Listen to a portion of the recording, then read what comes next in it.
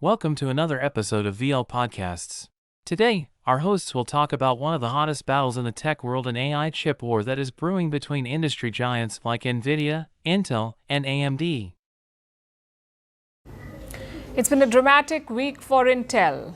Takeover speculations, rejected offers, plunging sales. We've seen it all this week. If you've been tracking Intel, you know why. If not, you will be confused. After all, this is supposed to be the semiconductor age. Chip companies are beating market expectations, and Intel is the OG chip company. So why are they in trouble? AMD unveils its new AI chips at its Advancing AI 2024 event.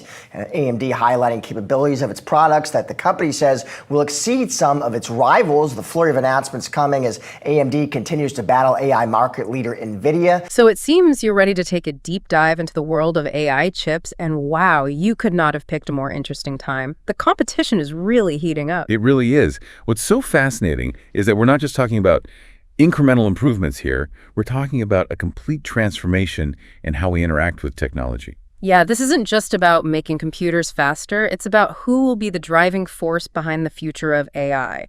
And with their latest moves, AMD is making it very clear they want to be a major player. Absolutely. They're really firing on all cylinders right now. They just announced that their Instinct MI300X AI accelerator is shipping, which is a big deal in and of itself. But they're also looking ahead, teasing the MI355X, which is slated to launch in late 2025. It's a really smart move on their part. By showing they have a roadmap for the future, they can instill confidence in investors and customers alike. That's a good point. But what really caught my eye is their decision to unify their consumer and data center GPU architectures. Oh, that's huge. What that means is that they're trying to streamline their development process, potentially allowing them to bring down costs and get those powerful GPUs into more people's hands. Think about it. Cheaper, more powerful laptops. That's the promise here. That's an exciting prospect, especially given how integral AI is becoming to our daily lives. And it seems AMD is betting big on AI-powered laptops in general, right? They did just launch those Ryzen AI PRO 300 series CPUs specifically designed for those next-gen devices. Right. And those new CPUs are all about bringing AI-powered experiences to the mainstream. Things like real-time language translation, advanced image editing, even generating music. These could become commonplace on laptops very soon. And it seems Microsoft is just as excited about this as AMD is. From what I've read, they've been working closely with AMD to ensure that Windows can fully leverage the power of these new chips. Microsoft sees this as key to making their vision of AI-powered computing a reality. Imagine a world where your laptop can anticipate your needs, automate tasks, and even learn from your habits to become more helpful over time. That's what they're aiming for. That's a pretty compelling vision for the future of personal computing. But AMD isn't just focusing on laptops, right? They're also making waves in the data center with their Pensando DPUs. Absolutely. See, data centers are the backbone of the internet, and they're handling an absolutely mind-boggling amount of data every second. And that's where DPUs come in. They're specifically designed to offload some of the heavy lifting from the CPUs, freeing them up to focus on other tasks. So they're like specialized processors that excel at handling the unique demands of data centers, kind of like the unsung heroes, making sure everything runs smoothly behind the scenes. Exactly. They might not get as much attention as CPUs or GPUs, but they're essential for ensuring that data centers can keep up with the ever-increasing demands of the digital world. And with the explosion of AI, which requires massive amounts of data to be processed quickly and efficiently, DPUs are more important than ever. And AMD is striking while the iron's hot, wouldn't you say? They've just released two new Pensando DPUs, the Selena for the front end and the Player 400 for the back end. It seems they're really trying to cover all their bases. They are. They want to offer a complete ecosystem of AI solutions, from the laptops in our hands to the massive data centers powering the cloud. Yeah. And that's a really smart strategy. It's ambitious, that's for sure. But AMD isn't immune to setbacks. Remember that big announcement about their MI325X accelerator? Yes, the one they were touting as a potential NVIDIA killer. Well, it seems that it might not be the powerhouse everyone initially thought it would be. Yes. The memory capacity, it seems they had to scale back a bit on that front. And that's a big deal because when it comes to AI, especially these massive language models that everyone's talking about, memory is absolutely crucial. It's like trying to run the latest, most demanding video game on a computer that doesn't have enough RAM, right? Everything just slows to a crawl. Exactly. Those large language models require an immense amount of memory to store and process all of their parameters. And without enough memory, performance can suffer significantly. That makes sense. But didn't AMD say that this was a strategic decision to position the MI325X more competitively against NVIDIA's H200? They did, and it'll be interesting to see how that strategy plays out. Some analysts believe that AMD is making a mistake by prioritizing cost over performance, especially in a market as competitive as this one. Only time will tell who made the right call. It's a classic underdog story, isn't it? I mean, trying to break into a market with such established players. It really is. But, while they're out there making their mark, we have to talk about the elephant in the room. Yeah. Intel, they're facing an uphill battle right now. Yeah, no kidding. Their stock's been struggling, especially compared to NVIDIA. I mean, how did the company that was synonymous with computer chips fall so far behind? Well, it's a combination of factors, really. Remember when smartphones became ubiquitous? Intel was still heavily invested in PCs. Oh. They kind of missed the boat on that one.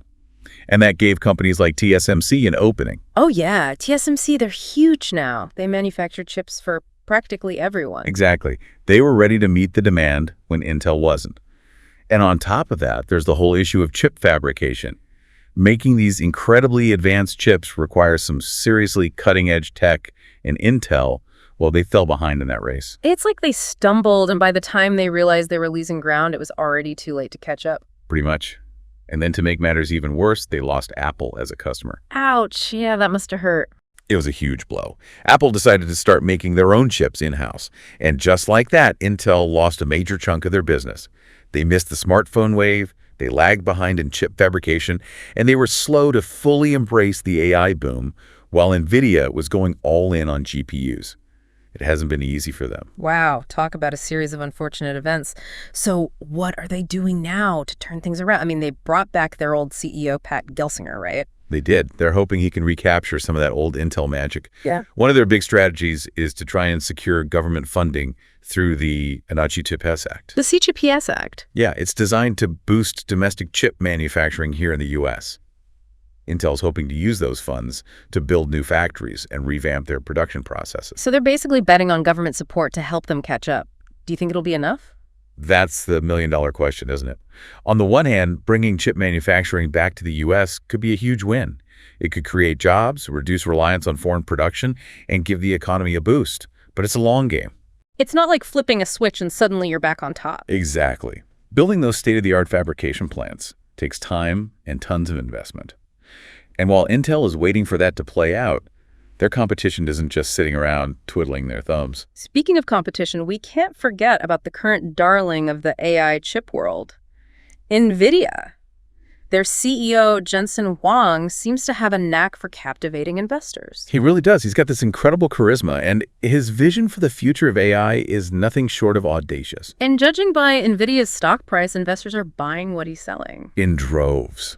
And it's not just hype either. NVIDIA's making some serious moves in AI.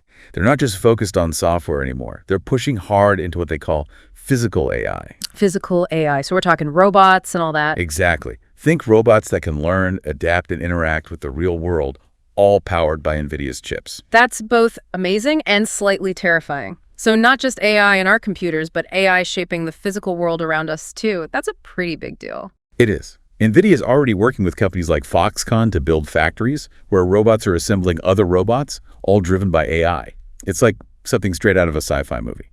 That's wild. And then there's that whole thing with NVIDIA using AI to search for extraterrestrial life. Oh yeah, the SETI project? They're using NVIDIA's super powerful GPUs to sift through astronomical amounts of data collected by radio telescopes, looking for any hint of a signal that might be from an alien civilization. They're really not afraid to dream big, are they? What about that Earth 2 project? What's that all about? So Earth 2 is essentially a digital twin of our planet.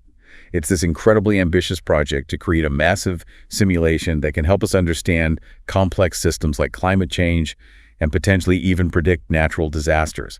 It's a long way off, but if it works, it could revolutionize how we approach some of the biggest challenges facing humanity. So we have AMD building their ecosystem, Intel trying to stage a comeback, and NVIDIA shooting for the stars sometimes, literally. It's a lot to wrap our heads around. It really is. I know, right? It's mind-blowing stuff.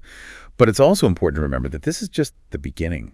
AI is evolving so rapidly, and the companies we've been discussing are right at the forefront of that evolution. It's an exciting time to be following all of this, that's for sure. But I imagine it can also feel a little overwhelming, right? I mean, we've covered a lot of ground here. How can someone listening to all of this even begin to make sense of it all? That's a great question, and you're right, it's a lot to take in.